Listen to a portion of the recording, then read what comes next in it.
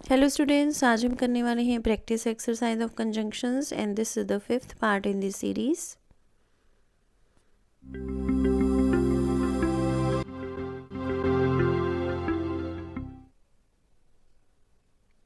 Fill in the blanks with suitable conjunctions. अभी आपके सामने जो सेंटेंसेस आएंगे उनमें जो ब्लैंक्स होंगे आपने उनमें सूटेबल कंजंक्शंस फिल करनी है।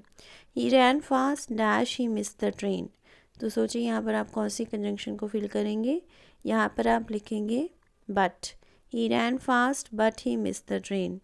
बट हम तब यूज़ करते हैं जब हम कोई उम्मीद कर रहे होते हैं लेकिन वह काम नहीं होता है, यानी कि किसी कंट्रास्ट वाली सिचुएशन में हम इसे यूज़ करते हैं।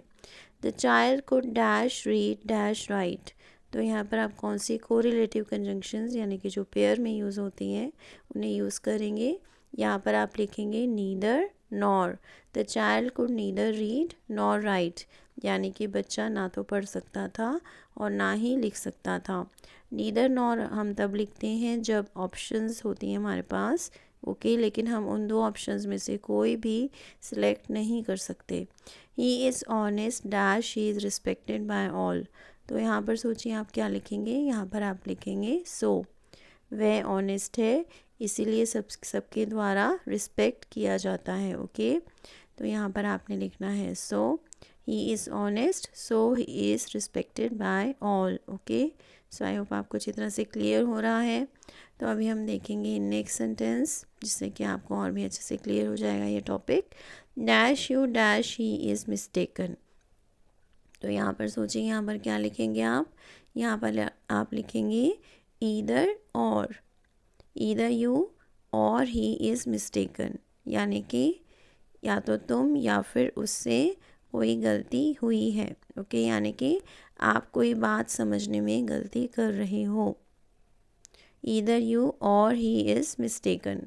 ईदर और हम तब यूज़ करते हैं जब दो ऑप्शंस में से हम कोई एक सिलेक्ट कर रहे होते हैं, ओके। और नीदर नॉर हम तब यूज़ करते हैं जब हम दोनों में से कोई भी ऑप्शन सेलेक्ट नहीं कर सकते, तब हम नीदर नॉर यूज़ करते हैं। तो अभी हम देखेंगे एक और सेंटेंस। नेक्स्ट सेंटेंस है he dash you are honest. तो यहाँ पर सोचिए आप कौन सी कंजंक्शन को यूज़ करेंगे। यहाँ पर आप लिखेंगे as well as. He as well as you are honest, यानी कि आप और वह दोनों ही ऑनेस्ट हैं, ओके। जब आप स्ट्रेस देकर कह रहे हो कि कोई दो पर्सन हैं जो ऑनेस्ट हैं, ओके, इस बात पर आप एम्फेसिस दे रहे हो या फिर स्ट्रेस दे रहे हो, तब आप वहाँ पर एज वेल एज यूज़ कर सकते हो as a conjunction. I hope आपको अच्छे से क्लियर हो गया है आज का topic. Thanks for watching, keep learning, see you in the next video. Please subscribe to my channel if you haven't done it yet, and please give me your comments also. Thank you.